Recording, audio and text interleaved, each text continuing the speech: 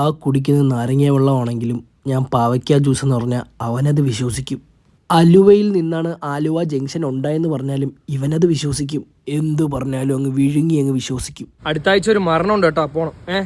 പോടാ, പോയിരിക്കാൻ പറ്റുമോ? പിന്നെ പോണം. 1000 രൂപ എനിക്ക് തരാനില്ലായിരുന്ന? അത് കഴിഞ്ഞ മാസം ഞാൻ തന്നല്ലേ? അതും അങ്ങ് വിഴുങ്ങി. തൂക്കിയല്ലോ നാഥാ. അതെങ്ങനെ ശരിയാവും? തന്നു. നമുക്ക് ഒരു ആഗ്രഹം സാധിക്കണമെങ്കിൽ ഈ തെങ്ങിന് ഫുള്ളും വലയം വെച്ചാലേ ഭയങ്കര നേട്ടമായിരിക്കും. എന്താ ഞാൻ എൻ്റെ കണ്ണുകൊണ്ട് കാണുന്നേ? ഒരു മനുഷ്യ കുഞ്ഞല്ലേ ആ കിടന്ന് കറങ്ങുന്നേ. ആ കാണുന്നതേ മാൻ.